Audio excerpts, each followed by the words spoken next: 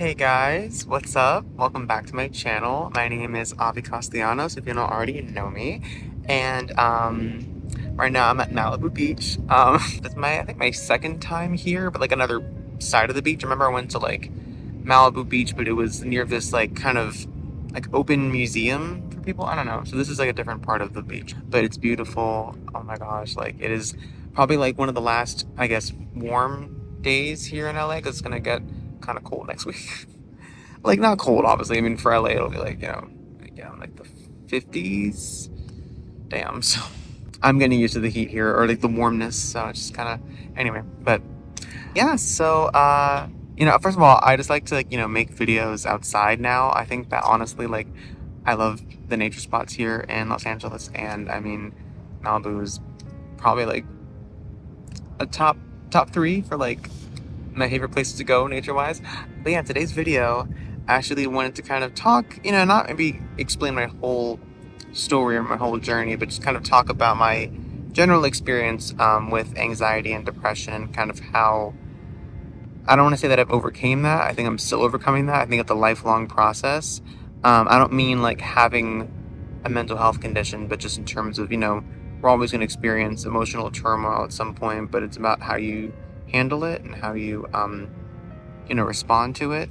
I guess just to kind of mention first off, like, I guess because I think that people have multiple definitions, and obviously there's like a clinical definition, but of what depression and anxiety is, and it's different for every person. I think that for anyone who's dealt with similar, experiences, it's really, it depends on the person, and it's a thing that really blinds you from reality. And depression and anxiety, while they are synonymous, they are different things. I've known people that have only been diagnosed with depression or only diagnosed with anxiety, and most often than not, both. But they are different in a lot of ways. I think that depression for me is more, it's not just being sad, it's not crying, it's not just laying in your bed and moping and what I think society wants you to believe that depression is, in my opinion, in my experience, where you feel like you're just not a person.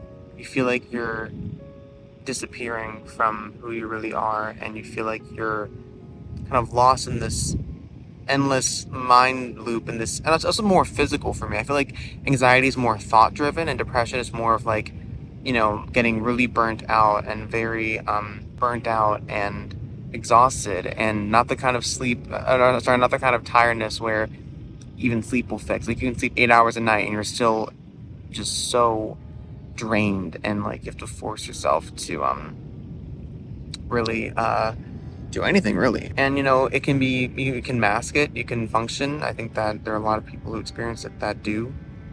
I have been one of them. I've also had my moments where I couldn't mask it anymore, and where I had to like stop things in my life because of it. Yeah, and like anxiety, I think on the other hand, is, like I mentioned, more thought driven. I think it's more how you perceive yourself also, versus like just the constant worrying that something bad will happen, and not like in a, because the thing is that I feel like anxiety compared to depression, I feel like is more like, in general we experience anxiety, but when it's a disorder, that's when it's obviously not, not good for you. But we need to be stressed at certain moments, if we, are for some reason in a jungle and there's a tiger, like you run away from that tiger, you stress out, you think, okay, what do I do? Like, that's a normal stress response. Or if you get involved in a car accident, or if, God forbid, but, or, you have a family member who's sick. I mean, I have one of those. And even that, of course, like knowing how to manage that. Or, someone going through a hard time, you're worried about them. Like, that is a natural anxious response. But when anxiety is debilitating, is when you deem everything as a threat. For some people, it could even just be walking out the door and seeing people, and just going to the grocery store, which I've had that experience. And just that, you're just so lost in thought, it's like it's so hard for you to be present. And that's why I think a lot of different mental health conditions kind of relate to one another, and people more often than not have more than one. And I'm not a psychologist, by the way. I'm not trying to sit here acting like I know all these diagnoses. I just, from my own experience, and I've been in therapy, I've been medicated before, I'm off medication now. It's been over 2 years. And that's another point that I'll get to in this video. But yeah, I think, anxiety for me is just this constant, yeah, endless thought loop. And similar to depression, but I think the depression is more of like the slowing down and like this feeling of like you just have no energy, and anxiety can still make you feel fatigued, but it's just like you feel like you just can't relax at all. You just can't breathe. It's just, this, panic attacks are some of the most scary things because you literally feel like you're dying or like you're having a stroke. My experience with it, like I mentioned, I've been in therapy on and off since I was about 14. I started going to therapy originally after I was robbed at one point, and I'm not going to explain the details of that because this involved other people, but I was 14 years old and I was robbed. I had some PTSD like response. I've known about anxiety since I was very young. I mean, when I was a kid, I used to cry all the time. Like I was a crybaby. Not as a baby, but like, as like a kid. Like when I was like 6, 7 years old, I started to cry for every little thing and get stressed. But I think when that happened, that kind of was the first like. And it's funny, I haven't thought about it such a long time. It was so long ago. It was like literally like 10 years ago at this point. Went to therapy for that. And I think everyone, I'm not trying to say that it's normal or you should feel, I don't know if I can say the word here on YouTube, but like you want to do harm to yourself. So it's not normal, but it's common. And I experienced that. I've been hospitalized probably like 6 times for that from ages like 15 to 16. And, they were intense experiences. What can I say? And been misdiagnosed so many times with various things. I've literally pretty much been every diagnosis in the book, and medicated too, which is what I want to get to now. Is that I think my main thing for me, and not even just my own life or my own experience with medication, and I'm not trying to sit here and say that I'm against medication. I fully support Western medicine and medication when needed.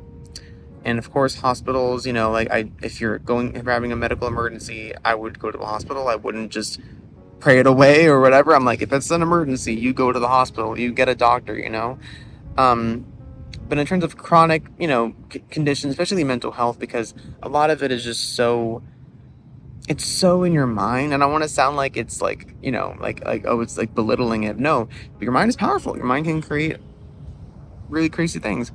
But it's funny how it's really all in your mind. And that's kind of what I realized taking medication, because I thought it was the only way. I thought that I could feel better if I just took medication. And, I didn't realize also that I had other physical things going on. So, yeah, I mean, it's scary. And I'm not trying to say that that didn't discredit the actual depression I was going through, but it's just made more sense in context. And I think that doctors, I first was kind of like, I wanted to be on medication because I thought like, I don't know, I always thought it was kind of cool to be on medication weirdly, which I'm like, to this day, I'm like, why?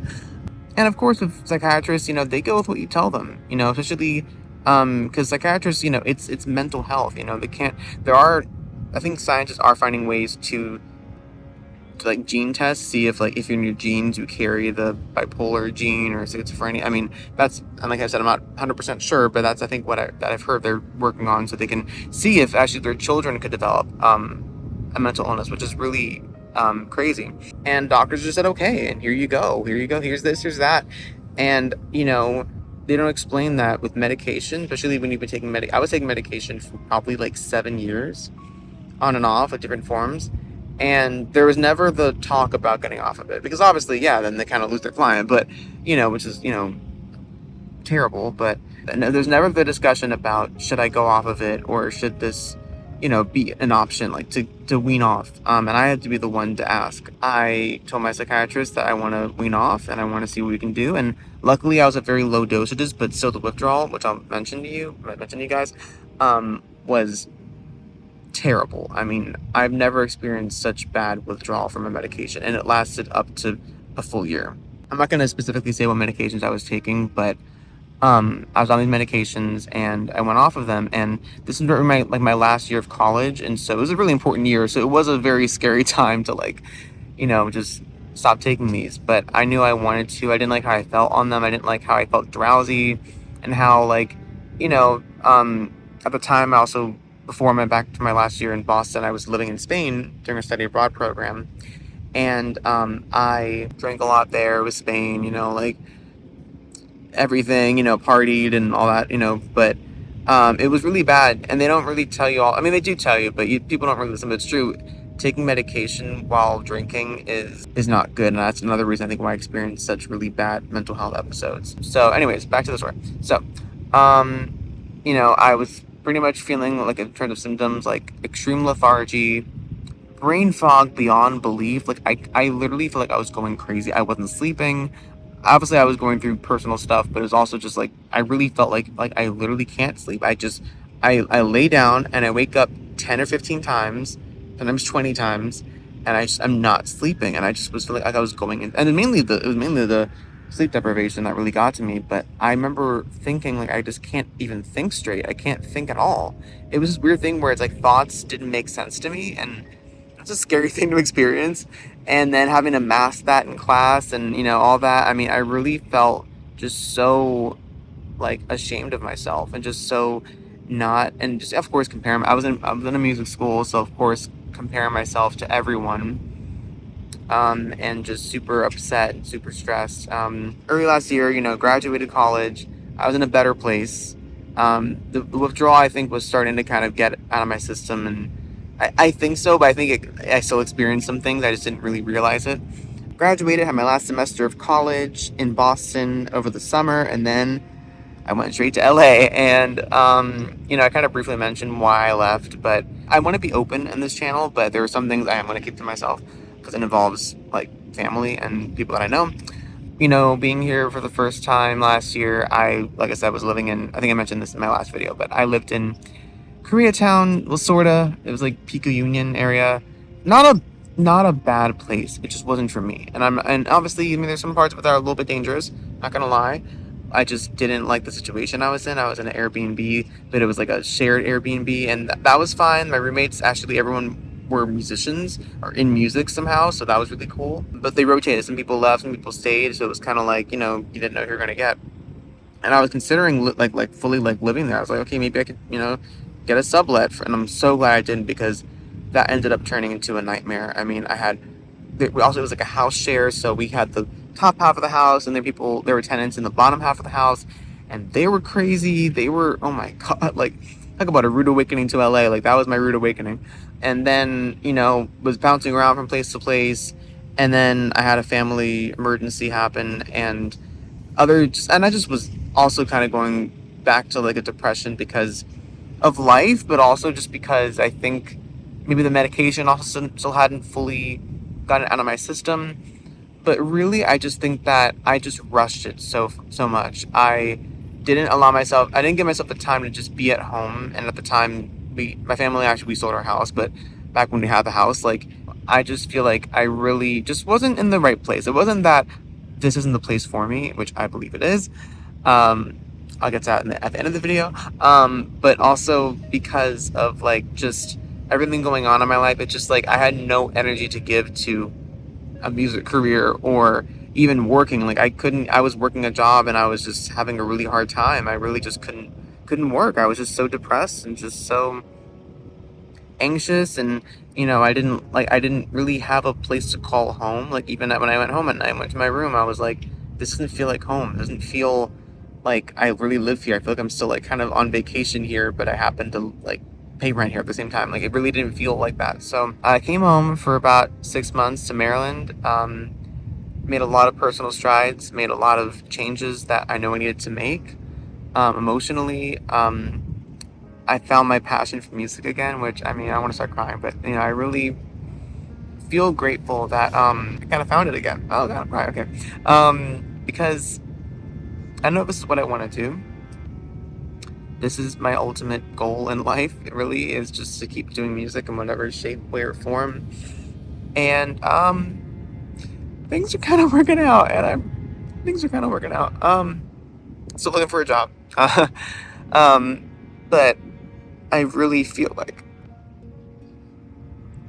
I made some changes that I know I needed to make, and things are going on. Still challenges, but I know I needed to make these changes in my life, and just kind of work on my healing journey and really work on it. Not just kind of say I'm doing it and like not really practice what I preach, but really applying all that I've learned. And I want to maybe possibly get into therapy again. If I can get insurance. Um, and obviously a doctor and everything, but I just feel healthier. I work out now. Like, I'm finally back in the gym again after a couple months. I don't do crazy work. I'm not a fitness guy, but like I like working out. I also like doing yoga and hiking and walking. Like, I actually kind of prefer hiking compared to, like, I mean, I like the gym for the sake, of course, you build muscle and it's like a routine. Like, you go there, but I really love being in nature and doing exercise in nature, like walking, hiking, yoga outside. Like, it's really just like I love that. But yeah, I've really turned a corner.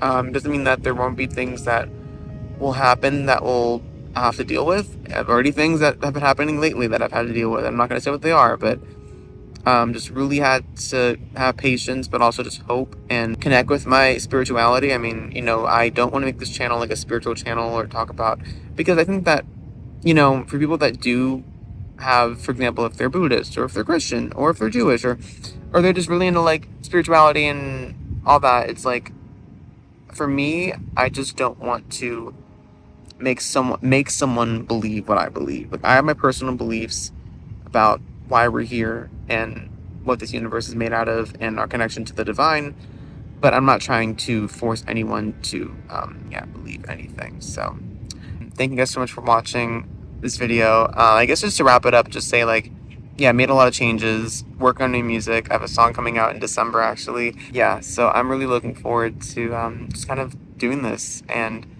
chilling here in Malibu. I'm gonna get some seafood later and just kind of, have a nice day. Just made a lot of changes that I know I needed to make. And like I said, it's not linear. Like, it's just not linear at all. Two things can be true at the same time. It's so true. And I don't care. I'm not saying I don't care, but I'm not trying to discredit what's going on in the world, but still embrace the good and see what's going on that is good. And there are some people I know that are making personal change and life is working out for them. Yes, I mean, I'm saying I'm seeing both at the same time, seeing chaos and stress and emergencies happening, but I also see so much good, and that's true. Two things can be true at the same time. It's not one thing or the other, and that's kind of the beauty of life. So, yeah, okay.